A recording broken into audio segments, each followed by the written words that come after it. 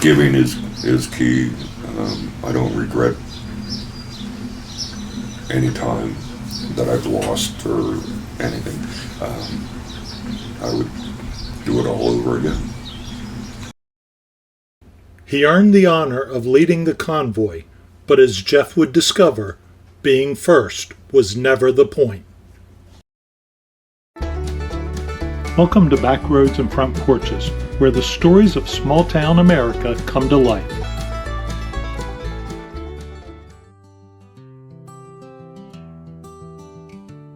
After a few months away, we're back on the back roads.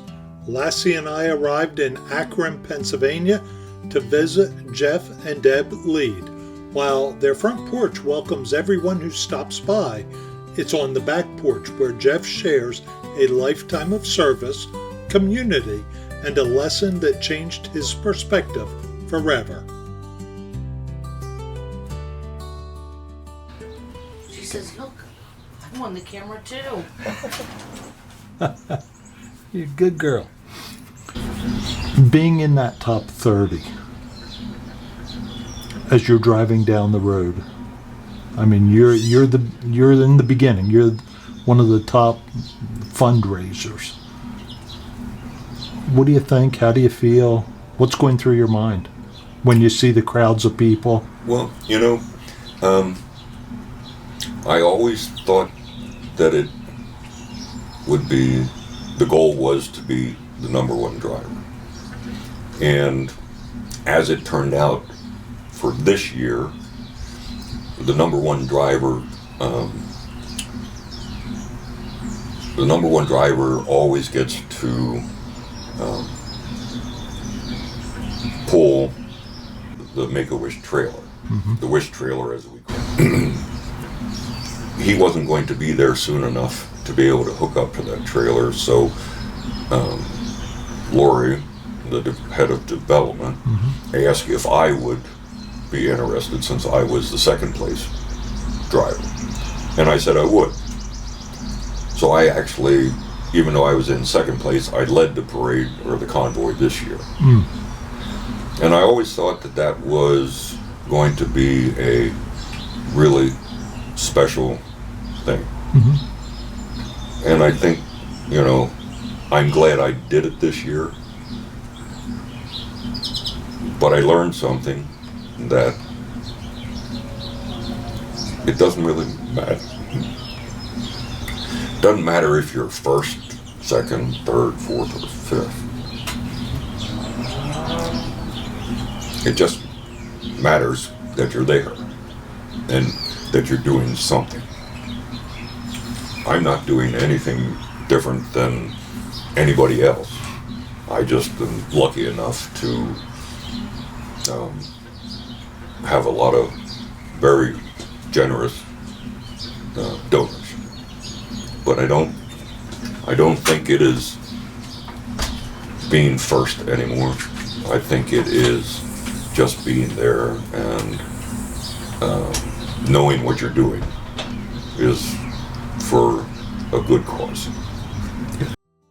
Long before he ever led a convoy, Jeff answered a different kind of call, one that began right here in Akron and would shape the rest of his life.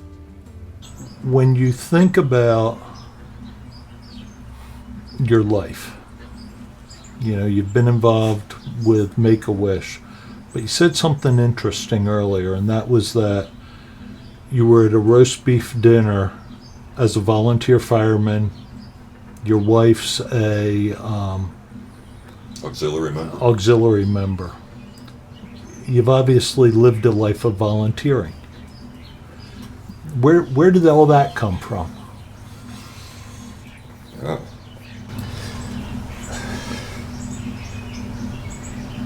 Now you're digging deep. I told you we love to tell the stories of people, and they're not always shallow. Well,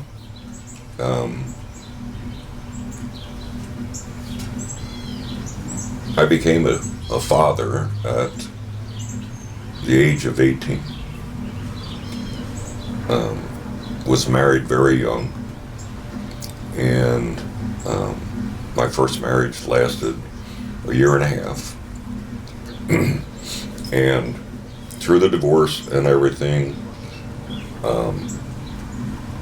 I was looking for a place to call home, if you will. There was a house fire next to my dad's business at that time, and I saw all this activity going on and everything, and I thought, you know what, I think I could do that. So that was in 1979 that I joined the fire department, and that's the time when I needed a family, you know, something to corral me and guide me in the right direction, and that's where it started. They took me in. I became one of them. I went up through the ranks and became fire chief for 5 years, and was a trustee in the fire company, a life member now, and so that was a big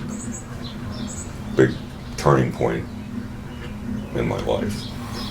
Which fire company were you with? So I'm with Akron Volunteer Fire Company, so same hometown that I've been for 67 years. Wow. Okay. Yeah. And Deb got involved in the auxiliary. Yeah, I corralled her into that. You know, I said, well, I'm spending all this time there, and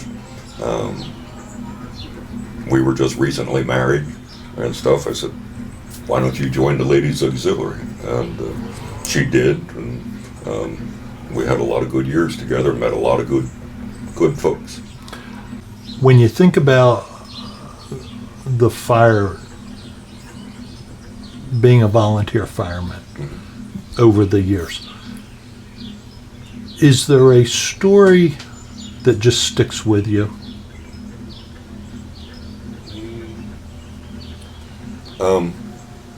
One that sticks with me was we had a house fire one night, and I was not a chief at that time any longer, but it was a ranch style house, and there was a person trapped in the house that couldn't get out, and there were 4 or 5 of our firefighters that were able to rescue that lady and got her out safely and stuff, and she was able to survive. And those guys were heroes, and they're just regular guys. That wasn't their job. They were there because they were volunteering, and they put their lives at risk for somebody else, and that says a lot about their character. Mm-hmm. Service wasn't limited to the firehouse. For generations, the Lyde family built their reputation one customer at a time through rank heating, air, and excavation.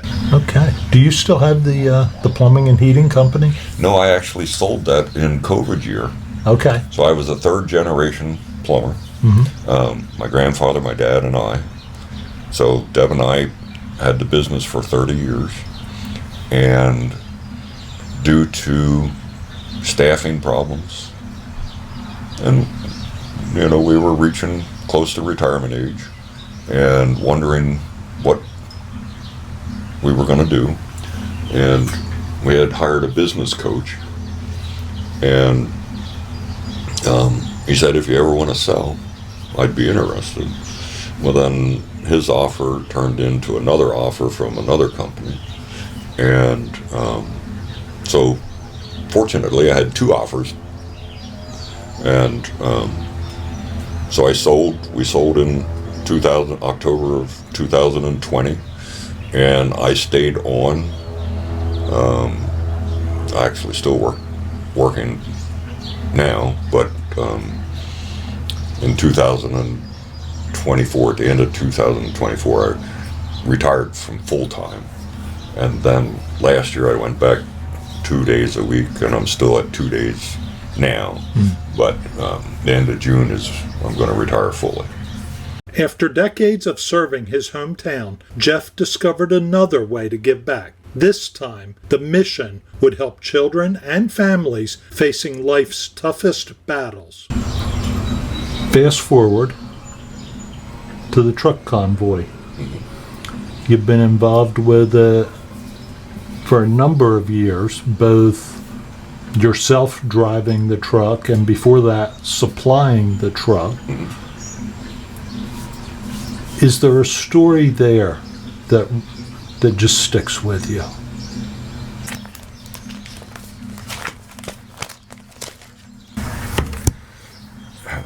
Dear Jeff, thank you for your time and energy to help fundraise for Make-A-Wish during the truck convoy. Your generosity to sacrifice your time and resources to benefit kids like my daughter is a tremendous blessing that has a lasting impact. I lived in the hospital with my daughter Valerie for 11 months to have a life-saving heart transplant. Living separated from her dad and brothers and missing a year of holidays and normal life as a family was sad, hard, and draining. Getting a wish trip to Florida was an amazing celebration of all Valerie endured and her saved life. Seeing the joy on her face as she experienced the fun of Disney and Universal parks was a healing calm for our family. We will treasure the memories for that trip for the rest of our lives. We are so grateful for the way you invested in the truck convoy to make wishes for kids possible. Thank you, and it's signed Deborah, Wish Kid Mom. Wow. And have you met them? I have not. You have not. I have not. So you're doing this for somebody you don't even know, but yet it has a huge impact on you and what you're doing. Yeah. Each Mother's Day, when I see up close and personal the kids and the families, and it just renews my desire to, help in any way that I can, make a difference. Because what I go through in a day or in a week or in a month doesn't hold a candle to these folks, and if I can do something to make someone's life a little brighter, that's what I'd like to do. Are you involved with Make-A-Wish? Is this a year-round kind of thing that you're involved with? It's turning into that. So our campaign year starts in early October and ends in middle of June. So the way it works is the money that we raised this year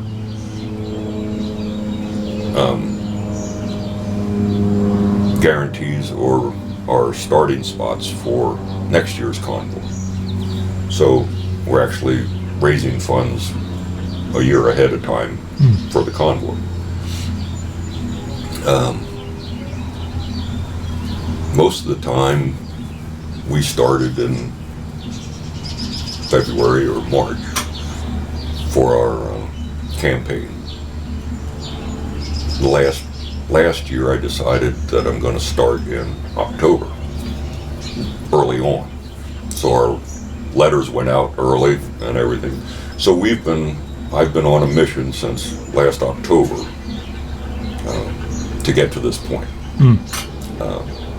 And I'm already working in my mind and ideas for events for next year. So we have downtime between June and September. Okay. You know. To catch your breath and plan. Yeah.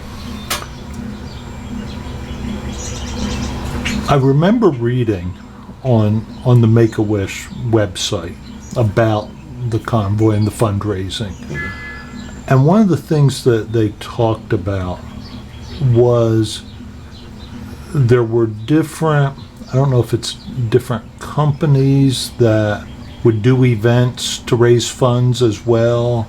Mm-hmm. Like I read about a roast beef dinner, and that's why just the fire department thing kind of was interesting. Well, actually, there's a gentleman or a company that's involved with Make-A-Wish, and that was a Wish family recipient, and a number of years ago. And they actually started a catering business. So one of our events this year was a drive-through roast beef dinner. So, which we had this catering company do for us, and then we provided a location, and it was really fun because we had friends, other volunteers that came and took all this catered food and assembled it, you know, and bonded with each other and had a good time doing that. Had another local driver that came and volunteered his time, who was generating and raising money for his own campaign, and I thought that was really awesome. So it's we did the roast beef dinner. We partnered with the Five Guys hamburger chain, and it's not unique to us, but they do a thing, a community event that they donate a certain percentage back of their total sales to, in our case, Make-A-Wish. So we did a few events with them, and so those are the two different keys in our campaign this year. You said that what you raised last year sets your starting position for this year. And I assume when you say starting position, you mean where your truck falls in line. Right. So this year, what was your position? My position this year was in second place. And your goal for next year? First place. So that means you're the second truck in the convoy this year.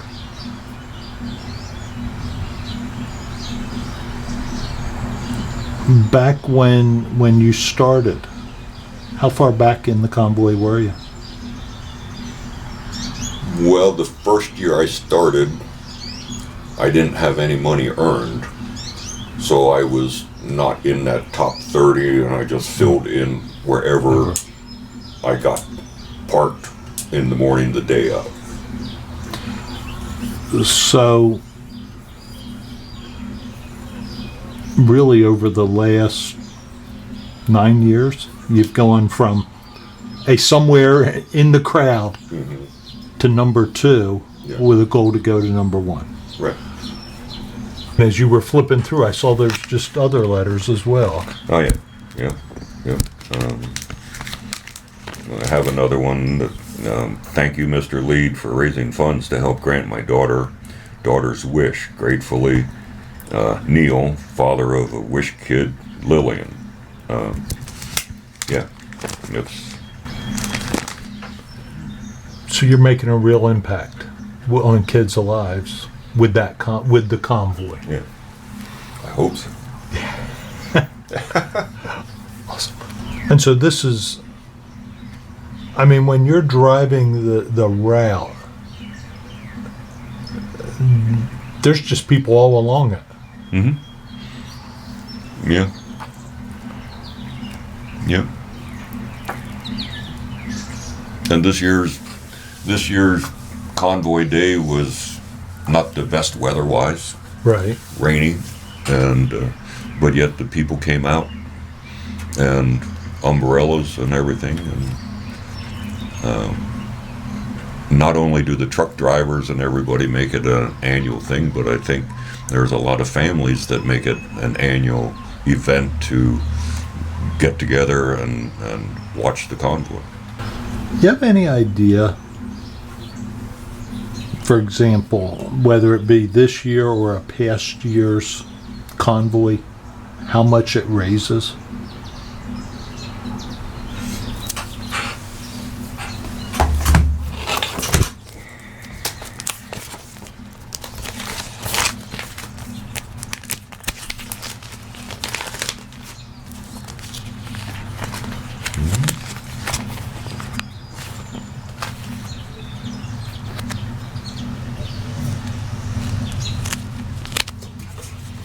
So this is my letter that I send it. So from 2025, 33 Wish Kids attended, 144 family members participated, 200 plus volunteers and Make-A-Wish staff, 426 trucks, 2,000 community attendees. The top 30 drivers raised $243,472. In 2025, you raised over $21,000.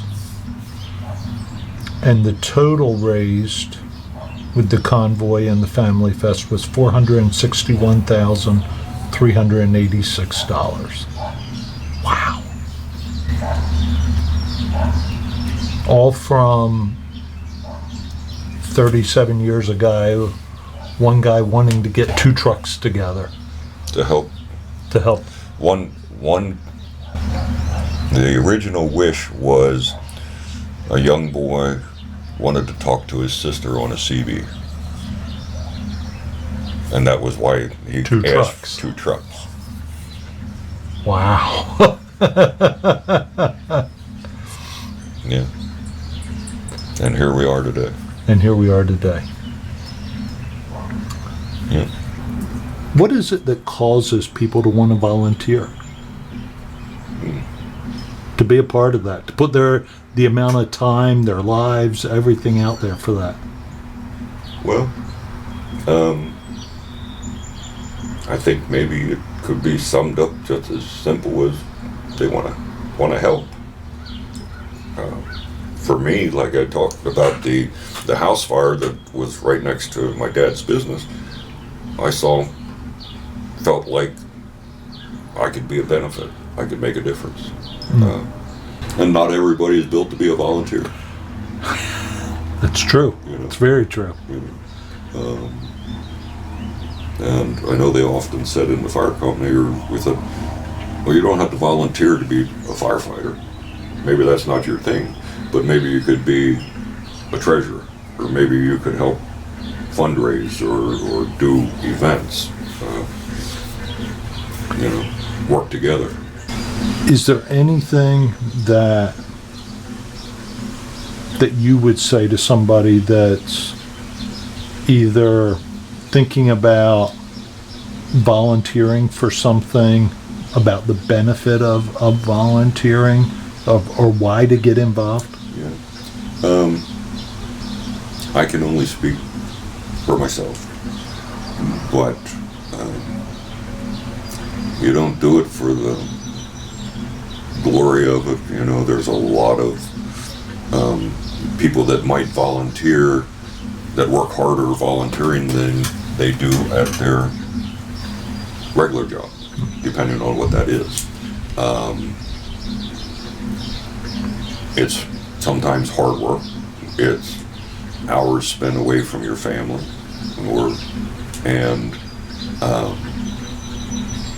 but if you want something that gives you a reward more so than money,